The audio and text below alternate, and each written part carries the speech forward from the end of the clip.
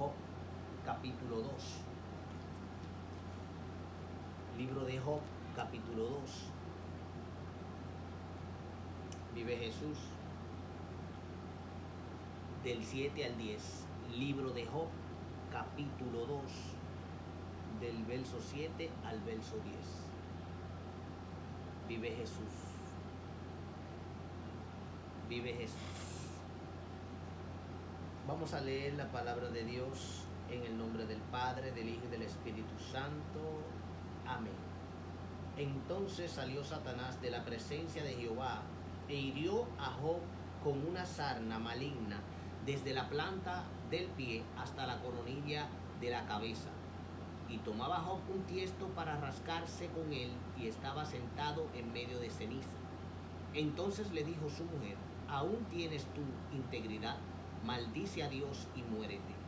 Y él le dijo: como suele hablar cualquiera de las mujeres fatuas, has hablado. ¿Qué? ¿Recibiremos de Dios el bien y el mal no lo recibiremos? En todo esto no pecó Job con sus labios. Amén. Santísimo Padre, voy a hablar de tu palabra. Glorifícate de una manera grande, Señor, en esta noche, Señor, y en cada uno de los hermanos presentes, en el nombre de Jesús. Amén. Puse por tema, alabado Dios, yo quiero que la gloria de Dios se manifieste en mí. Vive Jesús.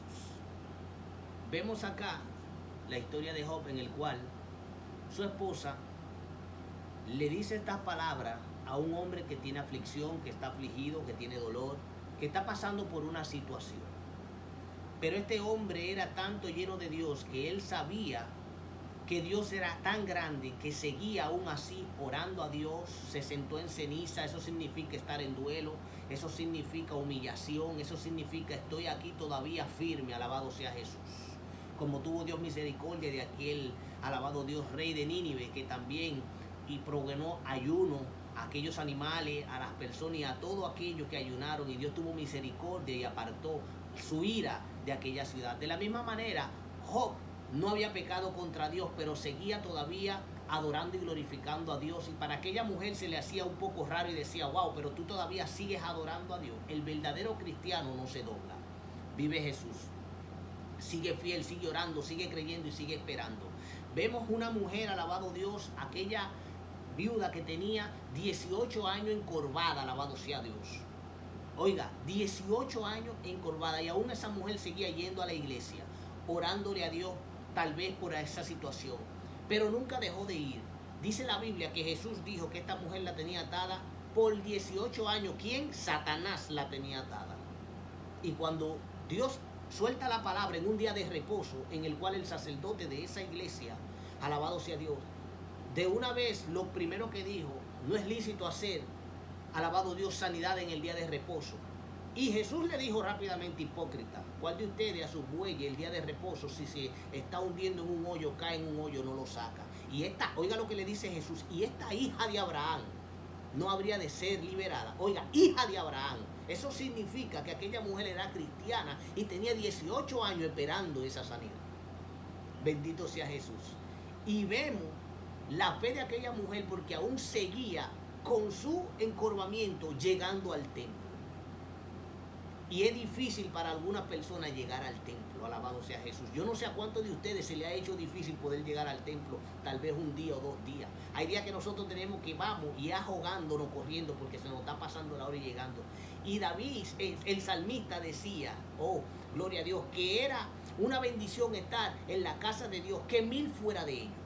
Un día era una gran bendición estar dentro de la casa de Dios, que 1000 fuera de ellos.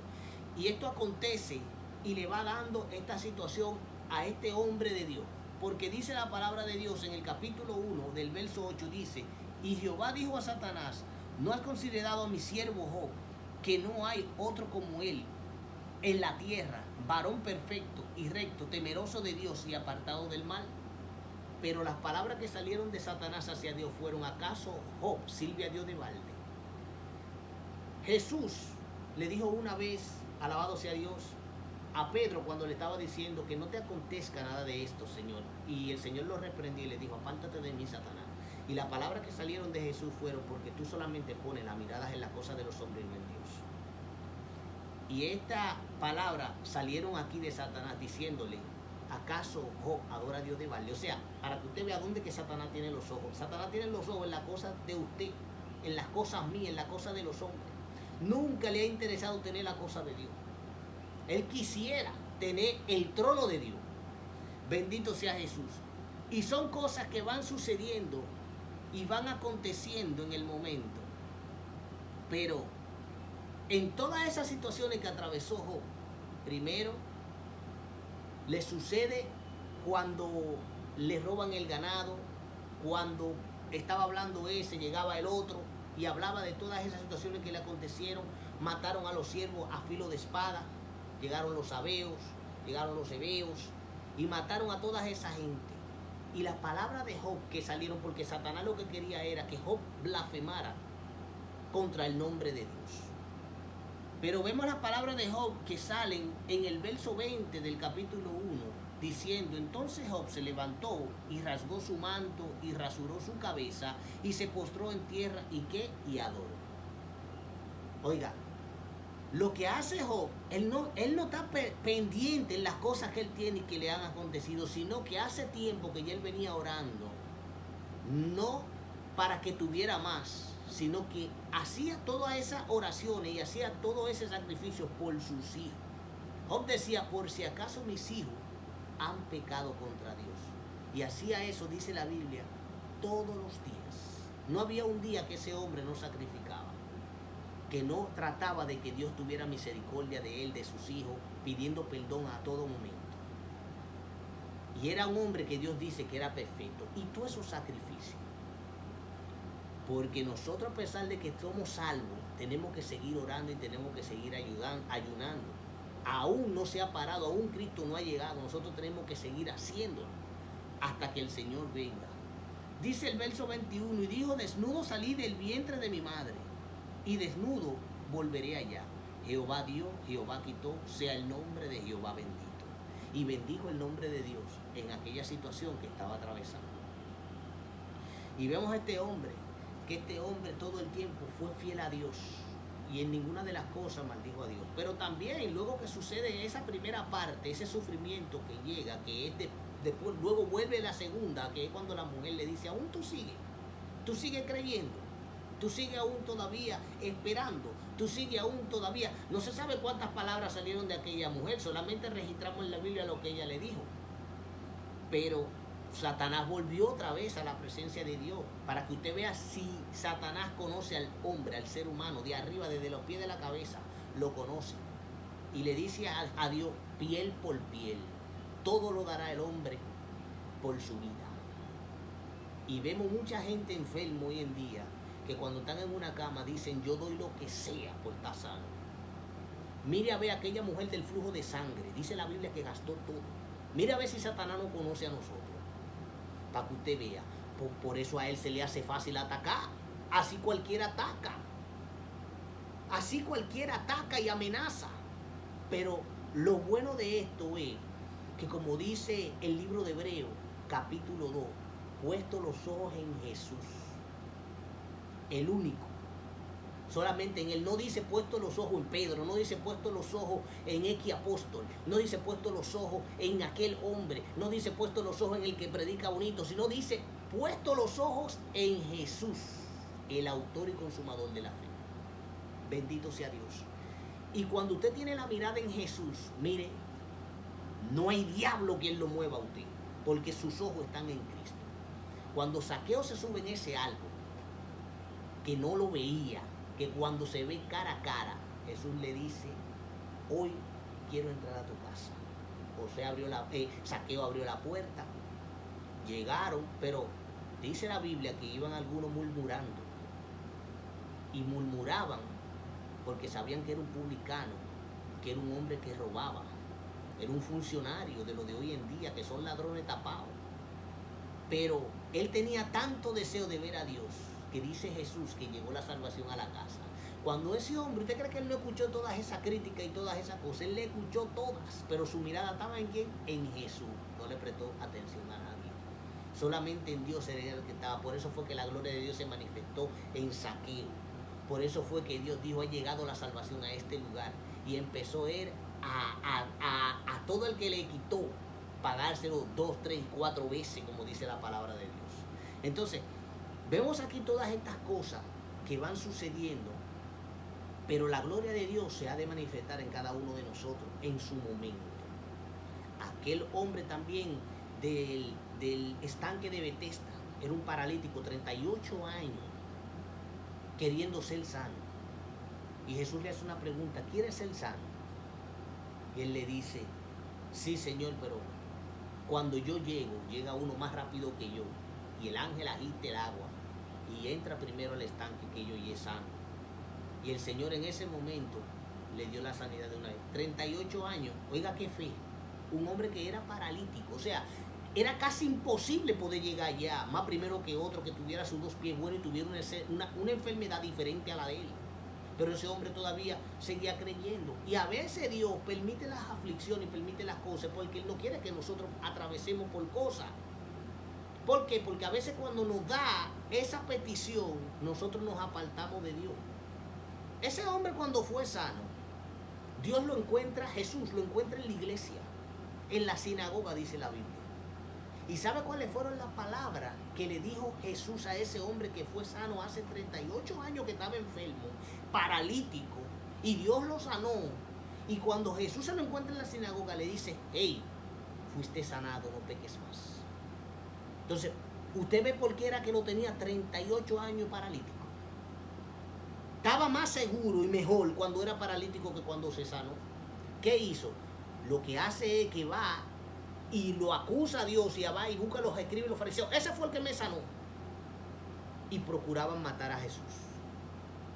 Pero por algo fue que Dios se lo dijo. Vete y no peques más. Porque ya Dios sabía. Dios lo sabe todo, Él lo sabe. Pero oiga dónde estaba, en el templo.